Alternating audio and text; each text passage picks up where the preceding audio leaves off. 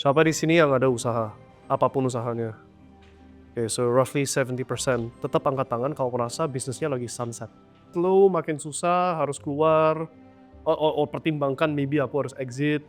Ada yang ngerasa kayak gitu gak? Okay, almost all of you. Itu tanda kita di mana di siklus. Di siklus akhirnya. Economics. We are heading into crisis. I mean, 70% of you have businesses and almost all of you say sunset. It's getting harder, marginnya menepis, kena saingan dari Cina, apa kek? You know, all that. So that is clear indicator. You can't see that on a chart, but you can see it right here. Clear indicator kita lagi menuju crisis, bukan menuju upcycle. Okay? So the topic ada krisis. So you have to study history untuk tahu what happens in a crisis. A crisis itu sebenarnya it's a fabricated event. Fabricated event itu artinya sebenarnya duit itu gratis. What do I mean? Federal Reserve itu bisa cetak duit semaunya mereka. Just issue more bonds, issue more debt. Otomatis muncul more dollars. Tapi kalau digituin infinite sepanjang sejarah and never stop, value-nya dolar jadi gak dihargai. Value-nya mata uang jadi gak dihargai. So harus menciptakan krisis supaya ada illusion bahwa uang masih ada nilai. Okay? And so that's why there's a crisis. In a crisis, what happens is most asset classes bubble-nya collapse and drop. Business drop, property drop. Namanya business drop berarti saham drop. During a crisis itu ada perpindahan tangan kekayaan dari A ke B. Okay? Karena it has to go somewhere. Duitnya harus go somewhere. And the assets yang traditionally bagus in a crisis, gold. Ini kita ngomong belum ada Bitcoin ya. Last big crisis was 1929, right? That's the last one, 100 years ago. Asset yang things like, farmlands, yang ada cows, sapi, domba, buah-buah, those assets become really good. Air, so natural resources lah. Anything with natural resources that does very well. Okay. Maybe in the last century, yang jadi penting energy sources. Okay. And this time spekulatif Bitcoin, tapi spekulatif karena gak pernah diuji. We don't know Bitcoin purpose-nya apa pas Great Depression. We don't know. Okay. Kita terakhir Great Depression 1929 ya. 20. 100 tahun yang lalu. 23. 29. Oh, Hampir 100. hampir 100 tahun. So nobody here has your mom and dad bahkan gak hidup pas Great Depression. Hanya your great grandparents yang pernah menghadapi, gitu, right? So none of us ada memory what is it like in a Great Depression. Jadi mayoritas orang termasuk netizen, termasuk apa, they don't know. They just don't know what's going to happen, gitu loh. Tapi yang kita yang tahu, what happens is this big crisis, resources yang real, gold, real estate, blah blah blah, real estate yang natural resources, itu jadi dihargai karena all of a sudden duit, what's the point of money? Everything's gone to shit, gitu, right? But then you get people yang marah, unhappy people. Gitu loh, because now I don't have an opportunity, now I can't feed my children, why am I in this system? So, marah itu bisa ekspresinya bunuh pejabat, atau bunuh each other, atau dikirim jadi pasukan bunuh negara lain. Tapi pasti merujuk ke violence, okay? Nah, kalau pemerintahnya nggak pinter, yang dibunuh ya pemerintahnya. So, di Tibet, social media di-ban, pemerintahnya dipaksa keluar, semua, okay? Nah, itu kalau pemerintahnya nggak pintar. Kalau pemerintahnya pintar level 1, daripada ke pejabat marahnya, so di Indonesia kan sempat dirampok si siapa itu? Okay. Whoever that guy is lah, ya. Yeah? But that's an example of marahnya ditujukan ke pejabat. Kalau pemerintahnya pintar level 1, bikin marah antara each other. Yeah, so go kill the Chinese. Go kill the Christians, race, religion, subgroups yang bisa di-identify by visual. Gitu loh. Jadi marah antara each other. Jadi pasang antek, pasang siapalah yang, so black man kills a woman, good. Now black man kills white woman. Langsung musuhan. Gitu. Muslim bombs a mall, langsung musuhan. Christian sama Muslim. So itu pemerintah pinter level 1. Pemerintah pinter level 2 daripada marah ke kita daripada marah ke antara each other. Yang mampu violence itu cuma satu demografi. Usia under 45, so 20 to 45, laki-laki. Cewek nggak akan. Maksudnya mampu apa tuh? Yang mampu Jadi soja. Jadi yang mampu kekerasan, yang mampu bunuh, yang mampu lempar molotov, yang mampu tusuk-tusuk, yang mampu nembak itu laki-laki, bukan cewek. Laki-laki demographic 20 to 45. Okay? So kalau terlalu banyak di situ yang marah, don't kill the pejabat because we want to control everything. Don't kill each other, go kill a different country. So we'll send you to war. Tapi war-nya bukan tujuan untuk menang, war-nya tujuannya untuk habisin demografik itu, untuk menghabisin demografik itu. So, I'm not saying this to takutin kalian, I hope it doesn't happen, not in our lifetime, tapi semua tanda menunjukkan ke arah situ. If there's a crisis, people get mad, angry. Kalau angry, carinya bunuh-bunuh, ujung-ujungnya ke situ. Okay? So you have to be ready to hadapin itu, which means ini bukan lagi topik yang cuma urusan duit, ini topik yang urusan survival, okay? Kalau yang civil war Ya. masuk ke mana? That's the same. It's the same thing as Christian versus Muslim, black versus white, Chinese versus non-Chinese. Cuma bedanya is now partai A lawan partai B. Level 1 itu nih. Yeah, it's your level 1. Level 1. Level 2 is war. Send them to war. So that's really the options we have. It's either kill the pejabat, kill each other, kill somebody else in a different country. But somebody has to die. Gitu loh. And itulah yang namanya krisis. Okay? Which means untuk hadapi krisis ini bisa dijawab dengan berapa level. Dari sisi your investment, dari sisi your income, dari sisi your lifestyle.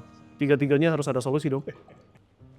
So dari sisi investment, aset kayak non-productive property. So your house in Jakarta, your apartment in Surabaya, that's gonna go down. Saham gonna go down. Why saham go down? Business is susah. You just told me business is susah. All of you just told me ini sunset, right? And kelihatan di mana-mana, it's unsustainable. So property down, saham down, spending down, belanja menurun, okay? Which means anything in retail is dead, okay? Yang menahan gold, yang menahan bukan karena nilainya naik, tapi karena you need to eat it.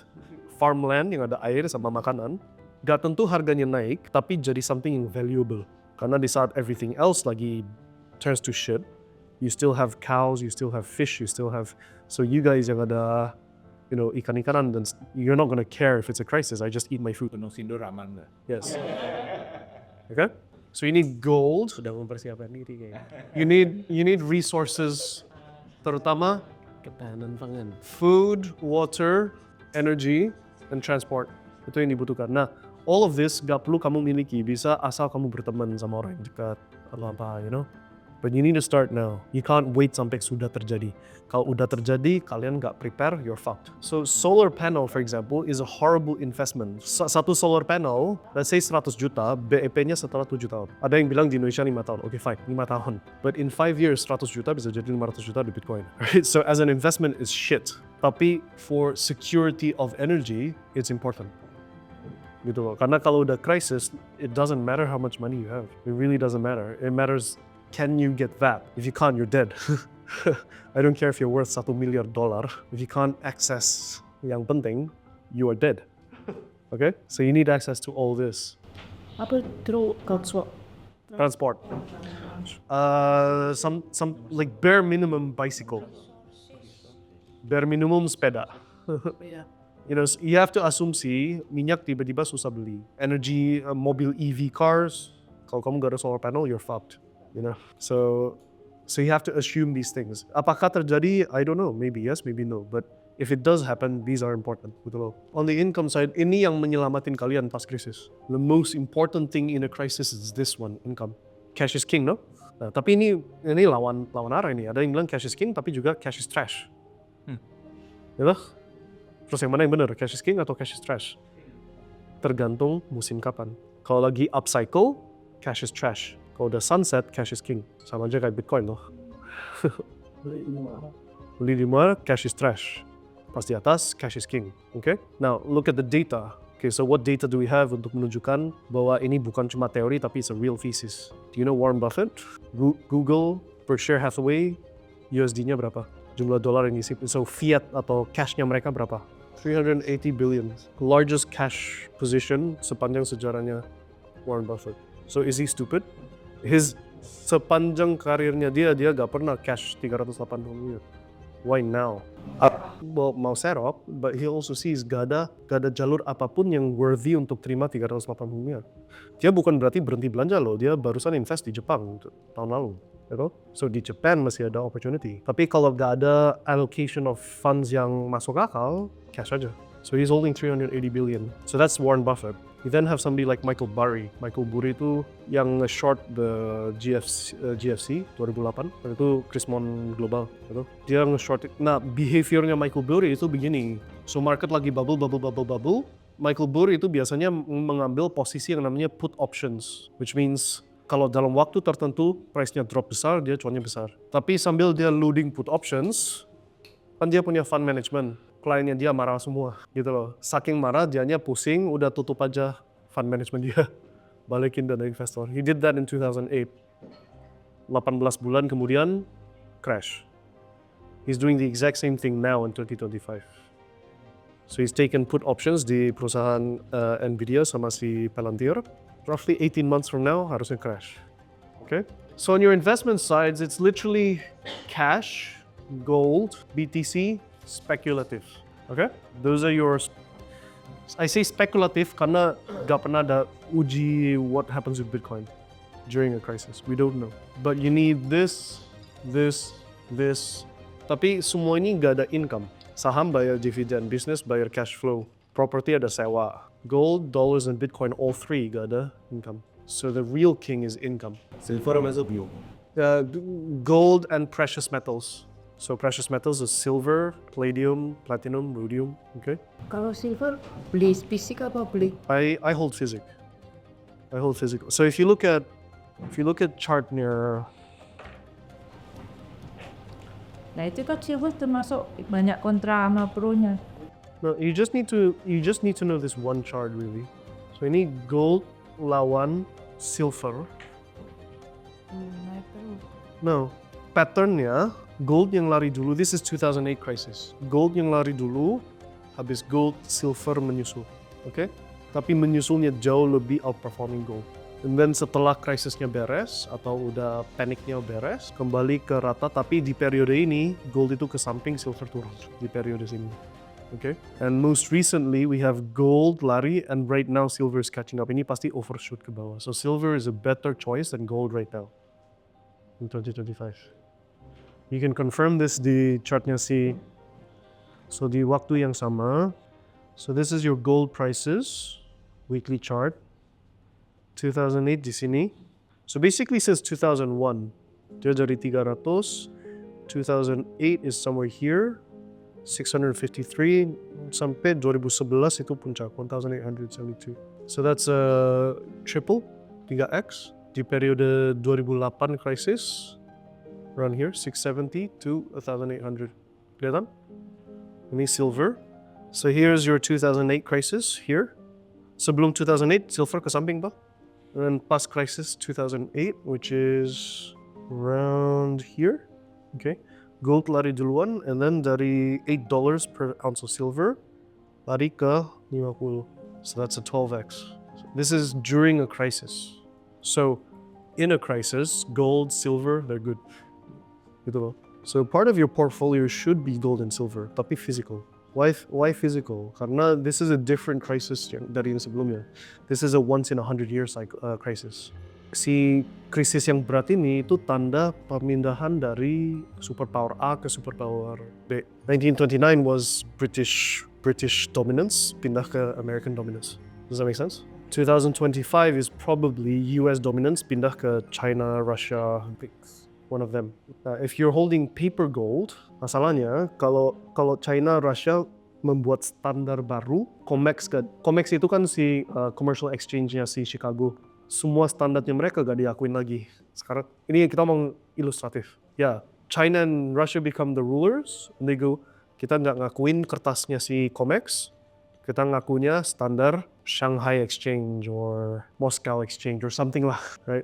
And that's the new standard. So all your paper gold and silver becomes worthless. But physical gold and silver gak bisa diapa-apain. Okay? So that's why it's gotta be physical gold and silver. Tapi again, ini semua aset-aset yang they don't earn income. So Physical silver. Singapore you can get it, Australia you can get it. Di Indonesia sebenarnya ada sih. Lotus Archie, pabriknya di Bandung. Iya put, kotak-kotak gitu. Lotus Archie coba di keluarannya Lotus Archie dari Bandung. But you want yang mau diukur itu spreadnya berapa antara harga beli sama spot. Jauh. Ya, kalau jauh don't buy it. Kalau di Australia it's roughly 10% spread lah. Kalau Singapura bagus. Yes, Singapore is good. Singapura yang silver bullion bagus. Correct. So Singapore is pretty good. The real king is income. And so when you're going about what is income itu kan sebenarnya you provide value and you get something back. Nah, tapi kamu harus bisa skala besarin gitu loh. Kuncinya all income is you give value, you get something back. Kuncinya semua income tuh. If I give you a burger, that's value you get to eat, but you pay me money for the burger, right? So kuncinya itu apa yang di value pas krisis. Apa yang di value pas krisis. Yang di value pas krisis, essential necessities. Market makin cuan, supermarket makin cuan. Your raw materials dari tempat penambangan dan bla bla bla, business as usual, no differences. Other things yang di value, you all say sunset kan bisnisnya. So what do you do when you're in crisis? Cari customer tambahan, right? Cari cara meningkatkan sales. Setidaknya I want to increase my sales. Itu pasti core problem. So business marketing, marketing agency, marketing services, marketing education, marketing tools. Does that make sense? Right. So those businesses, high demand. So, but then how do you do it? Because I'm in a different business, I'm not in marketing, blah, blah, blah. Well, kamu fokus membesarkan your own business, walaupun cuma hasil sebulan. But now you have a portfolio that says, I berhasil do some sort of marketing trick. Marketing trick ini meningkatkan sales 50% di bulan Januari. Right? Sell it. Solutions yang menjanjikan future returns and future incomes. Any solution yang kategori itu pasti high demand. So, walaupun di Indonesia banyak yang nakal ya, so Indonesia kan ada gelap-gelapnya. All those, titip duit dapat instant guaranteed 2% per month. You know those type of services? Your robot trading kayak apa kayak whatever lah. Those businesses makin rame in a crisis. MLM businesses makin rame in a crisis. MLM soalnya kan sifatnya low entry cost, bisa coba and mungkin bisa menambah. So side income, kategori side income itu bagus. So your job is as an entrepreneur to go, apa yang aku bisa package yang kasih potential future gain. Kuncinya di situ, potential future reward, potential future profit. Itu yang dijual dan laris harusnya pas lagi krisis. Okay? That's what you need to focus on karena itu yang paling gampang dijual pas lagi krisis. Ilmu untuk itu middle up ya. Yang tidak. Go for people just like yourself. Yang udah ada maybe ratusan atau low miliaran yang pusing karena sunset. That's a big, massive market. Very, very massive market. Tinggal, what's my solution yang solving that problem of, but my income is lagi menurun, I need more income. Okay? Buka kursus trading. I'm not saying you should do it because ini sekarang masuk ke dunia ethics as well ya. Can you actually trade though? Right? If you can actually trade, go ahead, teach it. But there's plenty of influencers yang gak bisa trading tapi ngajar trading. Plenty. But they're all doing the same thing. Promising future reward. Does that make sense? So the key is promise future reward. Nah, bedanya you bisa black hat, white hat. Black hat itu artinya kalau kamu mau cuan cepat terus hilang, ya scam lah. But you'll do it once and then you'll die. If you want a long-term business, you actually do something yang proper, actually can increase revenue, actually can increase profit. Nggak harus 100% success rate karena nggak ada bisnis yang 100% success rate. Tapi ada orang-orang yang sukses. Does that make sense? That's the type of business that will carry you for a long time into a crisis. But you need the income supaya pas di bawah bisa sikat karena cash is king. Does that make sense? That's what, when I'm thinking of, okay, it's going to be a crisis, that's what I'm thinking about. Walaupun everything drops 50%, I don't care. I still hold gold, I still hold property, I still hold Bitcoin, I still hold businesses. Itu kan 4 pilar kekayaan ya. Mas, sebenarnya ada yang kelima. Kalau kamu punya energi, so minyak, kamu ada, kan kita gak bisa stok barrel minyak di rumah ya. But if you're able to have equity in a energy producing company, that's the 5th pillar. Tapi sebenarnya that's really all it is. It's just, Bitcoin, precious metals, real estate, businesses. If your income, kalau definisi income-nya, aset yang sekarang 1M nanti naik jadi 2M, that's my income, that's not income. That's capital growth. Kapan naiknya dan jalurnya lurus atau kocok ini? Kalau naik, kalau nggak turun. That's not income, that's assets. And when you're valuing shares, what you're valuing is aku beli apa ini dari bisnisnya. Assets-nya apa? Assets yang dia pegang apa, liabilities-nya apa, income-nya berapa, expenses-nya berapa, who's in the team, vision-nya ke arah mana, dia bergerak di market yang expanding atau shrinking, itu yang dipertimbangkan dalam menilai saham, gitu loh. But that's not income. So you need to think income, not asset growth. Income, penghasilan. It's a heavy topic, but it's a really important topic. People are not prepared. People are really not prepared for a crisis. I think the best thing you can do is, for most people, it's setidaknya itu ada context or somebody yang they're the farm. If there's an issue, you just buy from them privately, right? That's probably the most realistic solution for most people. So that's your resources. And your investment side, just a little bit of diversification is good. On your income, sebenarnya income is your focus. It's the focus yang mayoritas orang nggak suka because it's work. I have to think, I have to, kerja. But it's the only thing yang very important pas bisnis.